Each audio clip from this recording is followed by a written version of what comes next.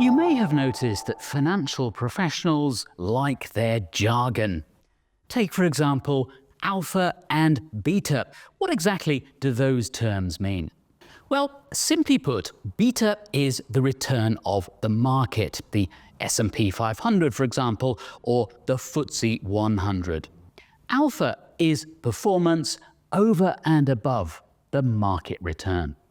I think the industry does a really bad job with terminology, Rob, and we make it very difficult for the average Joe to understand investments, and this is a key example. And if we strip it back, alpha and beta is just simply the terminology used to describe returns generated by a market. So if we go back to my FTSE 100 example, perfect beta would be the returns attributed to the market itself, the FTSE 100. And then alpha is just used to describe anything that outperforms that benchmark. And another way to think about that is anything that's unexplained from market returns. A key example of that would be manager outperformance, for example, where they've selected different overweights and underweights on that market that they feel will underperform and outperform. And if they get that right and create alpha, then we would attribute that to, say, manager skill or potentially manager luck.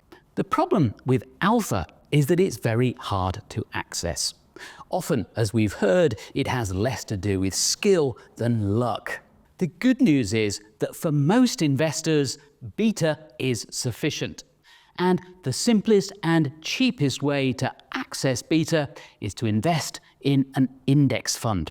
Index funds they do what they say on the tin. So the fund is just the vehicle that the securities lie in. And in an index fund's case, it's the index that is the investable market. The fund itself just tracks that exact same investable universe. When a fund drops out of the index, the fund trades out of the fund.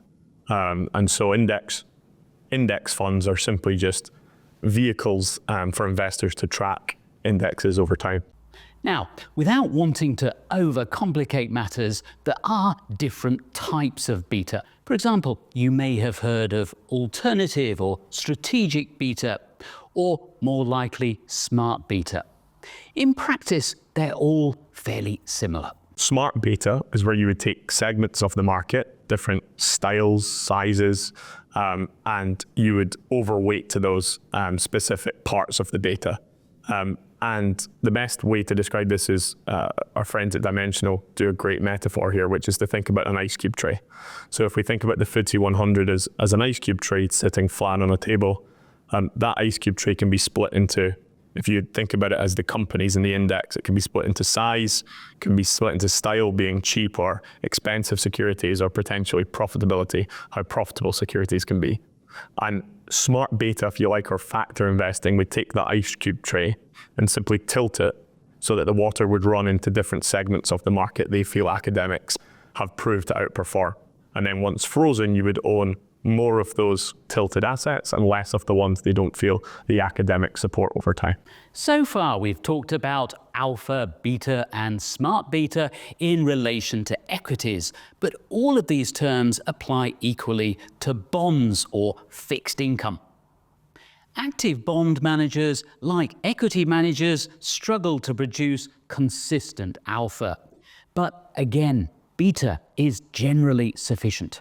What we've seen through our historical data that Wrench has mentioned, we see several market downturns that can be attributed to different factors. What's interesting is no single part of the fixed income market is predictable enough to defend every downturn. So if you were in government bonds for the last 100 years, it wouldn't have defended you in every single downturn. If you were in corporate bonds, the same would apply. So you want to be diversified across that fixed income spectrum so that you can benefit from its defensive nature. Fixed income has indexes just like equities, and actually we find that the fixed income market is slightly more predictable than equities. So those indexes are just as easy to track, and actually they can be cheaper to track given the sample size that you need to invest in order to track that. Investing jargon can be very off-putting, but it's worth taking time to understand the basic concepts behind it. Alpha and beta are good examples.